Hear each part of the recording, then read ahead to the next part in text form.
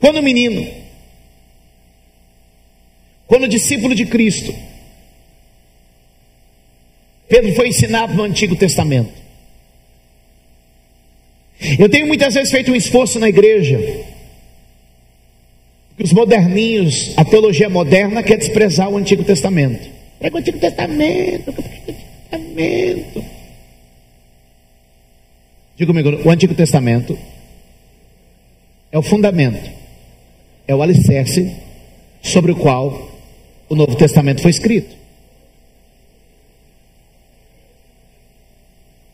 Olha aqui para mim. Você sabe quando a igreja começou a desviar?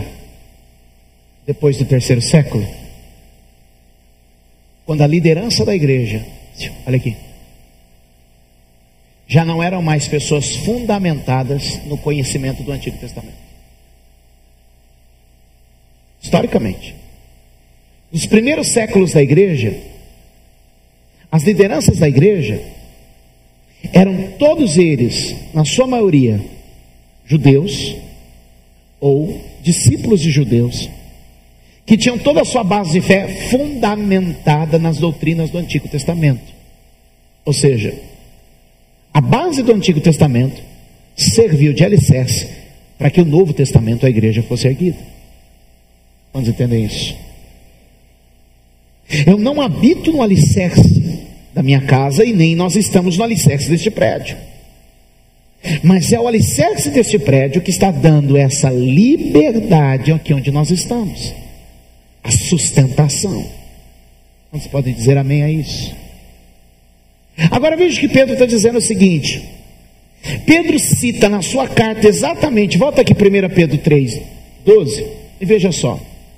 Ele reproduz exatamente a ideia do Salmo 34, 15 e 16.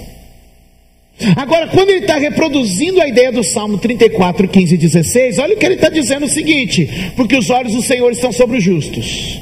Ele sabia que ele não estava sozinho naquela cadeia. Ele diz aos seus ouvidos atentos às suas orações. Ele sabia que a oração fez diferença naquela cadeia. E ele diz assim: mas o rosto do Senhor é contra todos os que fazem o mal. Olha a história que nós acabamos de ler. Havia um homem mau querendo mandar matá-lo. Já havia matado um amigo dele. Havia uma igreja em oração, mas Deus estava acompanhando ele lá. Guarde isso que é poderoso. Tudo que você aprende aqui na igreja, uma hora isso vai se cumprir na sua vida. E tão logo isso se cumpra, você vai poder testemunhar essa palavra como uma grande verdade espiritual na sua vida. Diga comigo: toda palavra que eu tenho recebido vai funcionar na minha vida, e logo eu estarei testemunhando, pregando esta palavra como uma realidade. O que eu quero dizer para você é o seguinte: Pedro foi ensinado a vida inteira o Salmo 34, 15 e 16. Deus está olhando para quem é justo, Deus está ouvindo as orações de quem clama, e Deus vai frustrar o plano do homem mau. Sabe por que Pedro estava dormindo naquele dia? Porque ele dizia o seguinte: olha, eu tenho certeza que Deus sabe da minha justiça, que Deus está ouvindo a oração da igreja, e que o homem mau não vai prosperar. Escute o que eu estou dizendo para você. A paz de Pedro, o sono de Pedro era guardado pelo conhecimento da palavra que ele tinha. Se você está recebendo palavra de Deus, viva ela plenamente. Levante a sua mão e diga comigo: o homem mau vai se frustrar. E por que ele ia se frustrar? Primeiro, porque Pedro tinha uma palavra dizendo o seguinte: Deus está olhando para essa situação. Diga para quem está aí perto de você: não se preocupe, Deus está olhando para esta situação. Quantos podem acreditar nisso, que Deus está olhando para a situação? Havia uma outra coisa, não havia só uma promessa genérica, mas havia também essa promessa genérica para o povo de Deus. Salmo 34, ela serve para o povo de Deus. Mas havia também uma promessa específica. Você precisa guardar as promessas gerais e as promessas específicas de Deus. Nós não vamos ler agora não, mas você pode anotar João 21, verso 18 e verso 19. Jesus fez uma promessa para Pedro. Jesus disse para Pedro assim: Pedro, você vai viver até ficar velho. O Herodes está dizendo: eu vou matar Pedro amanhã cedo. E Pedro está dizendo: Jesus disse que eu vou viver até ficar velho.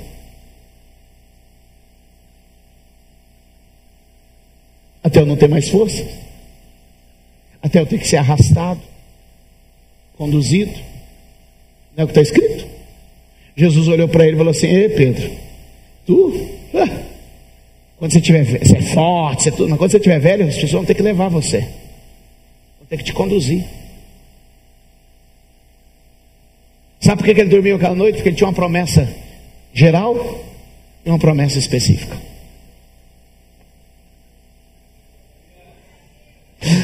Existem palavras que nós estamos profetizando aqui que são gerais, você recebe isso, mas você sabe que tem aquela palavra que é específica, que Jesus falou especialmente a seu respeito, e Ele é fiel para cumprir essa palavra.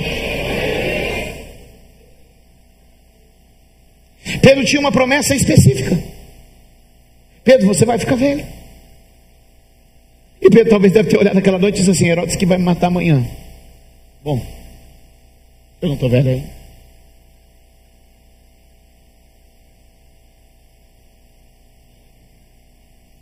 Eu tenho palavras na minha vida, você tem palavras na sua vida, e o Senhor que prometeu é fiel para cumprir. Aquele que prometeu é fiel para cumprir as palavras que Ele tem dito. É por isso que ele podia descansar na tempestade. A consciência de propósito nos trará descanso em meio às tribulações. Você lembra de Jesus dormindo no meio da tempestade? E que o próprio Pedro foi acordá-lo e chacoalhar e dizer: Senhor, o barco vai afundar. Ele disse: Pedro, não vai. Não vai porque eu tenho propósito, não vai porque eu tenho missão, não vai porque eu tenho uma obra lá do outro lado.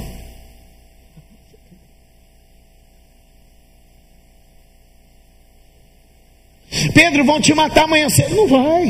E por que não vai? Não vai porque Jesus disse que eu vou pregar esse evangelho até ficar velhinho.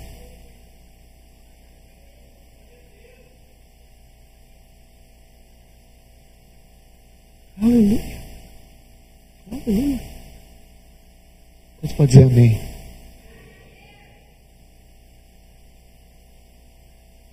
Diga comigo: o homem mau vai se frustrar.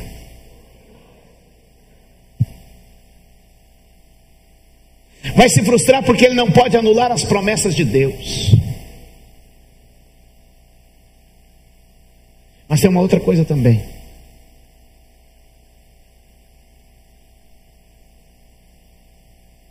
O espírito de Herodes.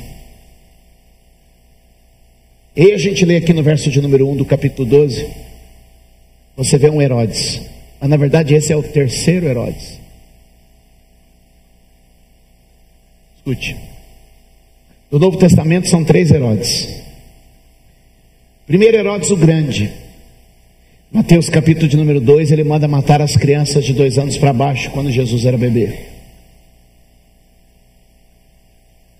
O segundo, Herodes Antipas, que mandou decapitar, cortar a cabeça de João Batista. O terceiro, Herodes Agripa, que matou Tiago e agora quer matar Pedro. Deixa eu te dizer uma coisa. Ou família complicada, né? O vô, o tio e o neto. É o sobrinho. Ou família complicada. 3 gerações de maldição. Um manda matar os bebês, outro manda matar João Batista, outro mata Tiago, agora quer matar Pedro. Mas deixa eu dizer uma palavra para você aqui agora, em nome do Senhor Jesus. Eu sei que o espírito de Herodes vai se levantando muitas vezes aqui e ali para querer matar o que Deus tem para a sua vida, para tentar anular a obra de Deus. Ele tenta matar as crianças para dizer assim: ó, lá no nascedor é crente novo aqui, ó, gente que está começando, mas eu quero dizer, Deus está preparando livramentos para você. Ele tenta matar o João Batista, que é o profeta, o declarador, aquele que fala, e eu quero dizer para você, ó, em nome de Jesus Cristo de Nazaré, o Senhor vai trazer vitória para a igreja. O Senhor está dizendo que muitos estão morrendo, muitos estão perdendo, mas o Senhor vai preservar você. Você é como Pedro. Eu não consigo entender porque Pedro foi livre e Tiago não. A Bíblia não me dá essa noção. Por que Tiago foi preso e morto? E Pedro é preso do mesmo jeito, mas não é morto, é livre. Só para me dizer uma coisa. Só para me dizer uma coisa. É Deus quem está no controle de todas as coisas. Se os dois morrem, cadê Deus? Se os dois são livres, é a guarda do Herodes que não é de nada. Mas o que Deus está dizendo é uma coisa, o negócio não é brincadeira, mas quando eu tenho um plano, eu providencio o livramento. Quem está me entendendo? Na verdade, o próprio Tiago procurou isso para ele. Porque o Tiago e o irmão dele chegaram diante de Jesus e disseram assim: Senhor, nos permite, a mamãezinha, mandou a mamãezinha, né? Mandou a mamãezinha: Senhor, nos permite sentar um ao teu lado, à direita e à esquerda. O Senhor pode dar essa colher de chá para os meus filhos? E Jesus falou assim: vocês estão prontos para morrer do jeito que eu vou morrer? E eles disseram: nós estamos. Então segura. Às vezes nós ficamos preocupados do jeito que Deus faz as coisas, e Deus está dizendo assim: não, Tiago só morreu do jeito que ele queria morrer.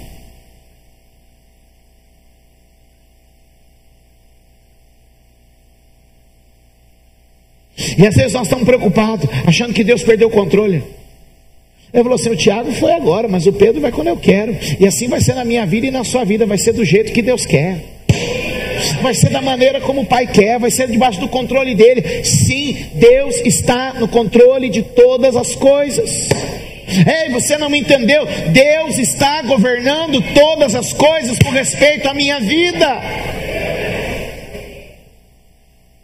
Nós precisamos ser um pouco mais como Sadraque, Mesaque e Abdenego. Como é que eles foram? Diante da fornalha, tinham a esperança da salvação, mas não tinham muita certeza do futuro. Então o que eles disseram para o rei Nabucodonosor? O senhor quer jogar a gente na fornalha? Joga. Se Deus quiser livrar a gente, Ele livra. E se Ele não quiser livrar, para mim não muda nada. Foi o que eles disseram. Quer jogar? Joga. Se Deus quiser livrar, Ele livra. E se Ele não quiser livrar, a minha vida dele pertence para Ele, Ele faz como Ele quer, Ele opera como Ele quer, Ele tem o controle de todas as coisas. Ele é Deus e Ele é perfeito nos seus planos. Quantos podem dizer amém? E dar um aplauso ao Deus fiel, porque Ele está aqui hoje guardando a minha vida e a sua vida.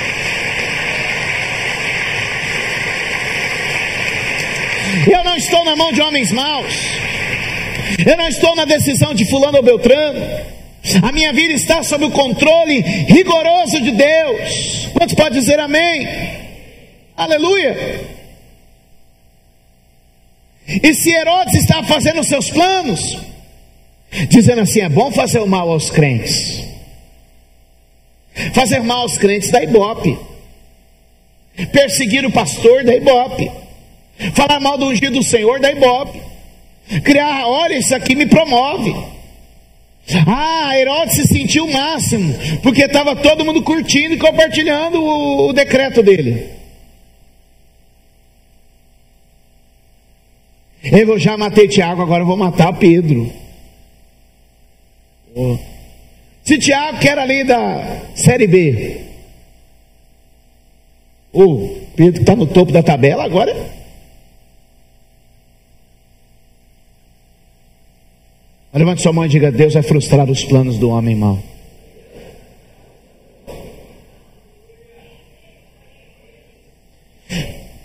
Mateus 16, 18. Tu és Pedro, e sobre esta pedra edificarei a minha igreja, e as portas do inferno não prevalecerão contra ela. Levante a sua mão e diga: as portas do inferno não prevalecerão. Herodes não vai prevalecer, nenhum outro perseguidor vai prevalecer, a obra maligna não vai prevalecer contra a igreja do Senhor. Havia um levante claro, mas tem uma coisa que eu vejo no final do verso 3, era o dia dos asmos, pão sem fermento. Significa que era uma época de consagração. Cutuca quem está do seu lado e diga assim: não se mete com crente em época de consagração.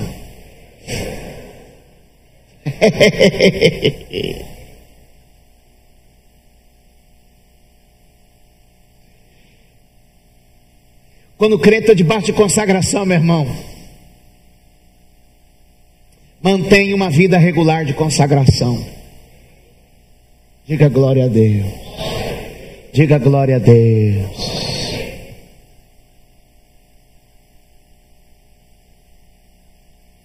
Enquanto ele estava lá na prisão,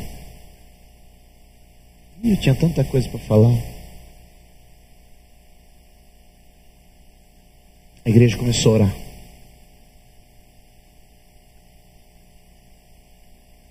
A oração cria uma porta entre o céu e a terra.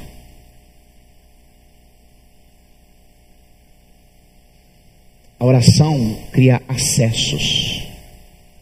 A oração cria acessos. Eu preciso de 7 homens aqui na frente, rapidinho, 7 homens. Dê a mão vocês aí. Dá a mão, faz um círculo. Não, pode ficar do jeito que está. Faz um círculo aí. Fecha aí os 7 homens. Isso aí, ó. Não, mas é sinal que ninguém tem dúvida aqui na frente. Quem estava na frente já pulou. Eu só fico preocupado os que não pularam. Aí me dá preocupação.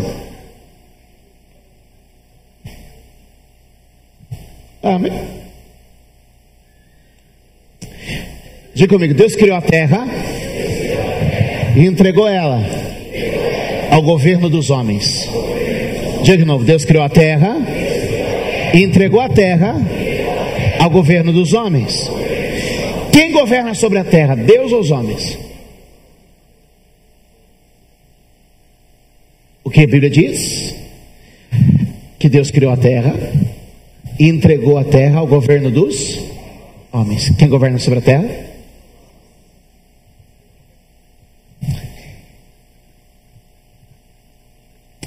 Dentro da terra tem tragédia.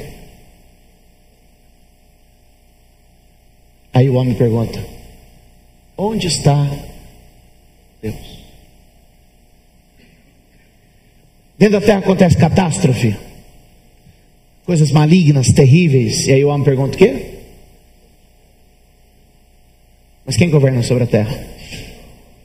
Quem governa sobre a terra? Os homens.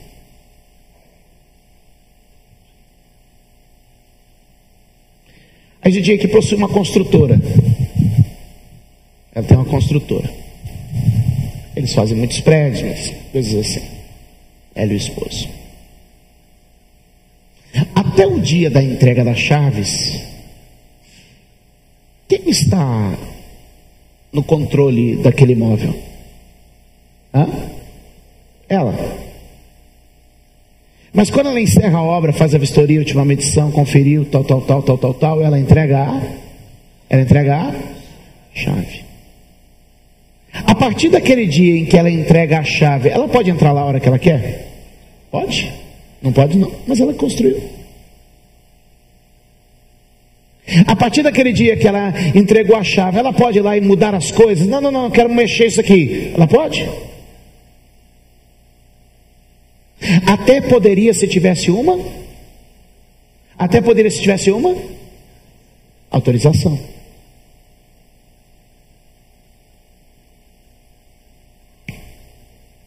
Você entendeu o que é oração?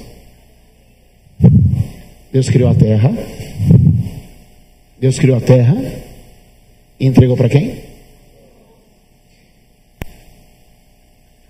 Passou a chave. O mundo está se acabando aqui dentro.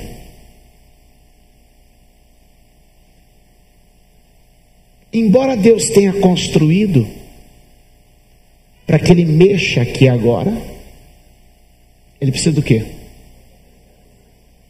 Como se chama essa autorização? Oração.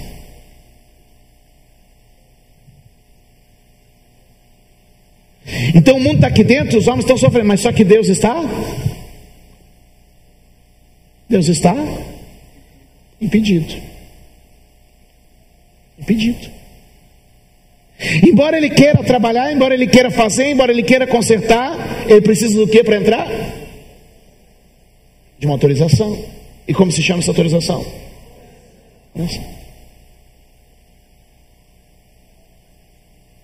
Então Deus vai olhando a terra.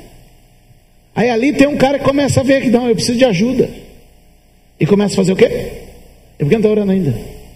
Começa a orar aí. E Deus vai procurando. E Deus vai procurando. Mas todo lugar que Deus está batendo, o que está acontecendo? Hã? Mas quando Deus encontra um lugar de oração,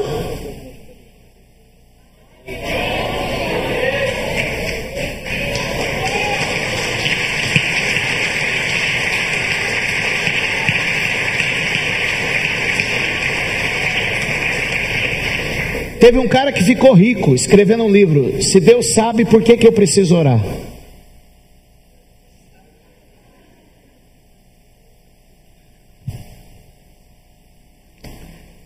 Eu em 3 minutos te ensinei por que se Deus sabe, você precisa orar. Porque a oração é uma autorização para que Deus entre. Deus já sabia, Deus sabe tudo que se passa na terra. Mas se eu não orar, eu não dou a Deus a autorização legal para entrar e fazer.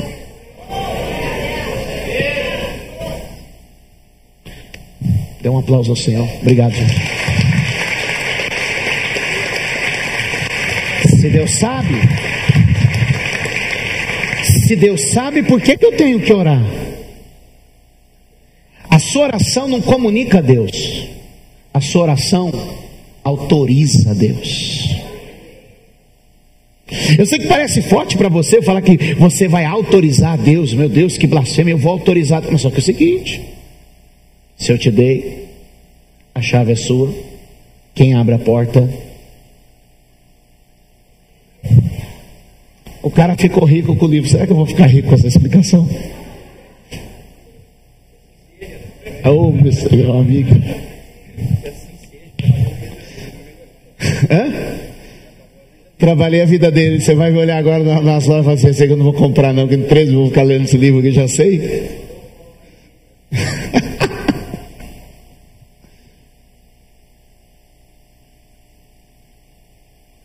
Deus sabe tudo que você está passando. Mas a oração vai autorizar Deus a agir. Vai liberar Deus para agir. Ei, por que o diabo quer roubar de você seu tempo de oração? Porque o seu tempo de oração é a hora que você senta para despachar autorizações para que Deus possa trabalhar na terra. Se o diabo tentar medir força com Deus, o que é o diabo? O que é o diabo para medir força com Deus?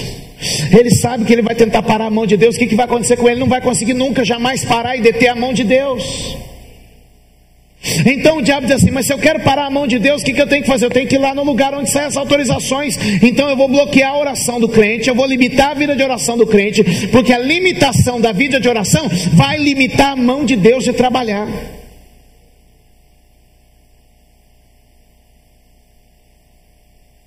Agora, quando você ora todo dia, entregando nas mãos de Deus a sua vida, entregando nas mãos de Deus a sua casa, entregando nas mãos de Deus a sua vida, entregando nas mãos de Deus o seu trabalho, entregando nas mãos de Deus o seu ministério, o que você está acontecendo? Você está toda hora dizendo: Senhor, o Senhor está autorizado, o Senhor está autorizado, o Senhor está autorizado, é meu, mas eu estou passando para o Senhor, está na sua mão, o Senhor que vai fazer. É por isso que Satanás quer roubar de você esse movimento da oração, quer roubar da igreja esse movimento de oração. É um laço do diabo, meu irmão. Você não sabe a luta que eu tenho para orar. E você deve pensar: não, mas o bispo, você é um homem que acorda orando já. Acorda igual você, precisa lavar o rosto, pentear cabelo, escovar o dente.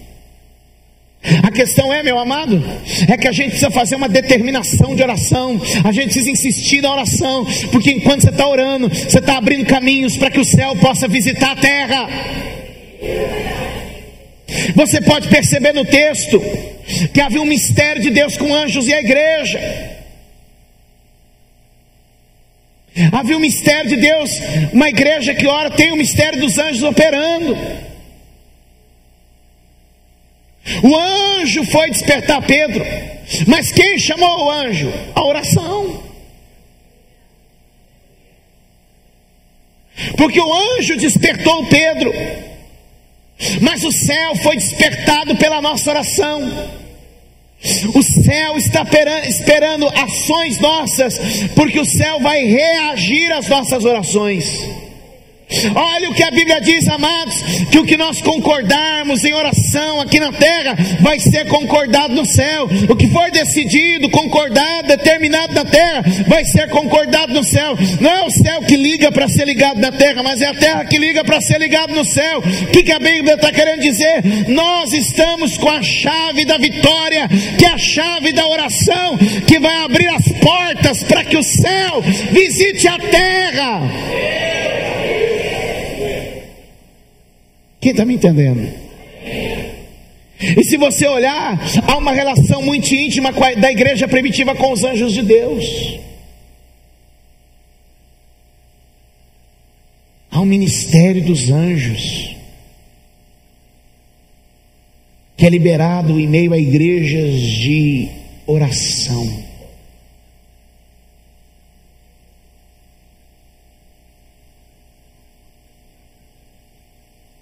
E se a gente começar a orar mais, eu vou te dizer uma coisa aqui. Vou botar meu pescoço aí, porque tem muito fariseu de plantão. Se a igreja começar a orar mais, a gente vai começar a ter experiência de anjos de Deus. Anjos de Deus. O salmista disse: o anjo do Senhor acampa ao redor daquele que o teme e os livra. Hebreus capítulo 1, verso de número 14 diz que os anjos são espíritos ministradores a serviço dos que hão de herdar a salvação. O que eu estou pregando é muito diferente de idolatria a anjos, de culto aos anjos. O que eu estou pregando aqui é o seguinte: consciência de que eu sei que existe um exército, que a partir do momento em que eu começo a orar, este exército de anjos começa a se mover, e uma igreja de oração tem liberado anjos de Deus na terra para batalhar. A Bíblia diz que quando Daniel entrou no jejum e entrou na oração, anjo começou a se mexer nas regiões celestiais. Eu estou dizendo para você, querido, essas 2 quintas-feiras de intercessão que nós fizemos aqui, estendendo as mãos, orando, sabe o que está trazendo sobre nós? Os dias de jejum que nós tivemos, as 2 semanas de jejum, a vigília de oração que tivemos. Irmãos, tem muito anjo percorrendo a terra e já está fazendo a obra, já está liberando. Você não entendeu ainda, querido? Tem um exército do céu, tem um exército de Deus trabalhando em favor da igreja. Eu ainda acredito no sobrenatural. Eu não creio na igreja como uma filosofia de vida. Irmão, filosofia de vida é ser vegetariano. Igreja é poder de Deus para quem crê. Eu ainda creio no poder do jejum, no poder da oração, da palavra profética. Eu ainda creio, meu irmão, na unção com óleo, nos propósitos no altar. Eu ainda creio que nas vestes do Senhor tem poder para virtude e cura. Eu creio que há milagres de coisas inexplicáveis acontecendo entre nós, porque quando a igreja ora, o céu começa a visitar a terra. Então nós precisamos criar uma revolução, e a nossa revolução vai ser a oração. Nós precisamos rever nossos princípios de oração, e quando a gente começar a rever princípios de oração, meu irmão, vai virar um congestionamento de anjos descendo na terra. Vai virar um congestionamento de anjos descendo na terra. Você não tem noção. Batalhas espirituais para todo lado, cadeias caindo pelo chão. A Bíblia diz que o anjo cutucou a Pedro. Acorda aí, ô. Pedro era guardado por 16 soldados. Pedro tinha homens que se revezavam do lado de fora e 2 soldados acorrentados a ele, porque da outra vez que o Herodes prendeu o Pedro sumiu da prisão. Dessa vez eu vou amarrar 2 soldados nele. Eu quero ver como é que acontece esse truque. O Dini. Mas olhe para mim, deixa eu liberar uma palavra para você. Nenhuma artimanha de Satanás, nenhuma corrente do diabo, nenhuma ação do inferno tem poder contra a tua vida, tem poder contra você. O anjo toca Pedro. Pedro acorda meio. Vamos embora, filho. Vai para onde? A corrente cai. Vamos, bota a sandália aí, veste a capa. E vamos em frente. E Pedro vai acompanhando o anjo. E a Bíblia diz que eles chegam diante de uma porta fechada. Mas as portas do inferno não prevalecerão. Pedro ouviu isso em primeira mão. Pedro ouviu isso do próprio Senhor Jesus. Pedro, as portas do inferno não prevalecerão. Eu vou te dar chaves.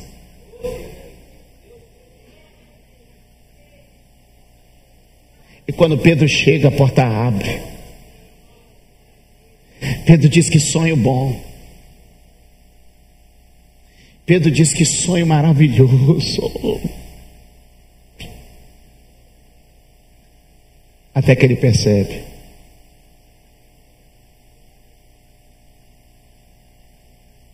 que não é sonho, que não é visão, é realidade.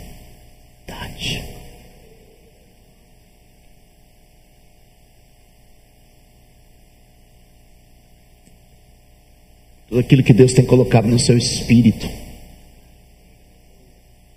vai entrar para a nossa realidade. Tudo aquilo que Deus tem plantado no seu espírito vai entrar para a nossa realidade. Ele mandará racheri ondorocodorobo rochori andarabahas secatabarachirianta. Não sei se você consegue acreditar no que Deus está falando conosco aqui hoje.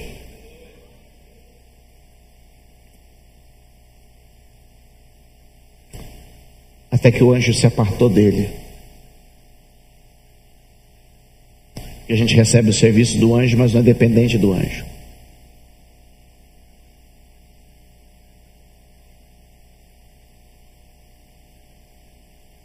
E no outro dia, o plano de Herodes foi frustrado. Pedro seguiu em frente na sua carreira. A igreja fazia contínua oração. A oração, a intercessão, para autorizar o mover dos anjos, de Deus, do Espírito. Vamos começar a orar, gente. Vamos começar a passar autorizações para o céu. Congestionar, se aqui seria possível, né? Vamos encher o céu, vamos bombardear o céu de baixo para cima, de baixo para cima,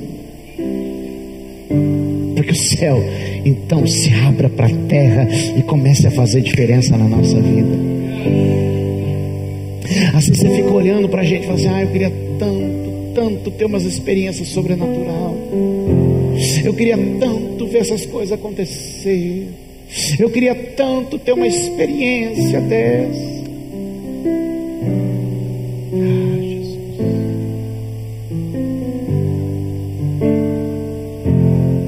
Você acredita nisso?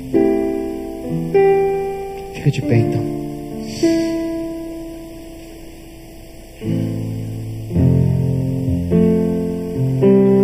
Quem está do seu lado?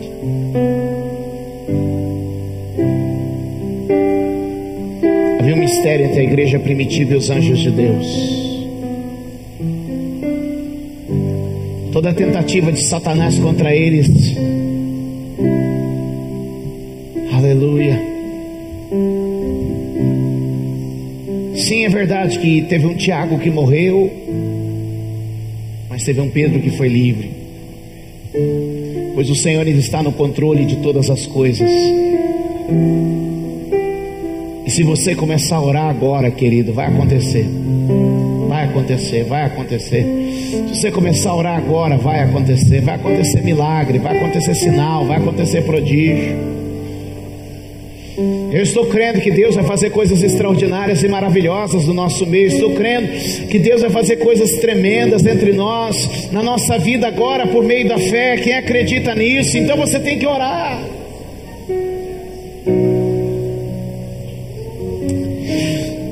Sabe o que me faz lamentar muitas vezes? É que às vezes eu olho daqui de cima e eu acho que as pessoas não acreditam na oração. Eu não sei se é uma timidez, um constrangimento, mas eu sei que isso é maligno, porque se Satanás limita a sua voz na oração, ele começa a bloquear a entrada do céu na terra. E é o que Jesus nos ensinou a orar, dizendo que quando a gente ora, o céu vem na terra. Quando eu oro, o céu vem na terra. Quando eu oro, eu abro portas para o céu vir à terra.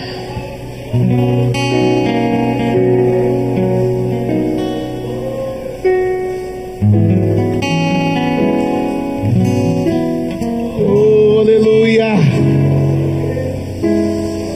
Oh, recandarabandorobo show, rebecandarebanderebo manarabahai.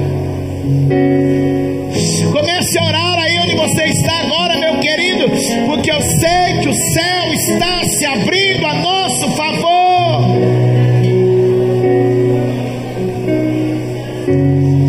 Tira, Senhor, a timidez que impede o teu povo de orar.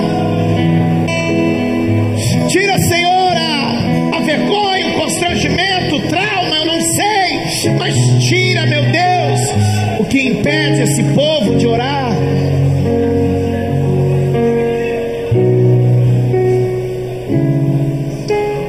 Pelo teu filho, mas ora de verdade, ora pela tua casa, ora pela tua prosperidade, eu não sei, ore pelo teu ministério, ore por um avivamento, mas ore.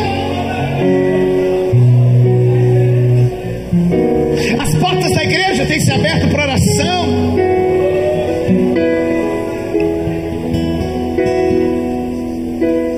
E se a igreja está abrindo portas para oração, porque a igreja quer abrir portas para que o céu venha na terra. Senhor, e nós estamos pedindo aqui agora, vem e entra com a tua providência na vida do teu povo, vem e entra com a tua providência na vida dos teus servos, vem e entra com a tua providência entre a tua igreja, vem e entra com a tua providência nesta hora.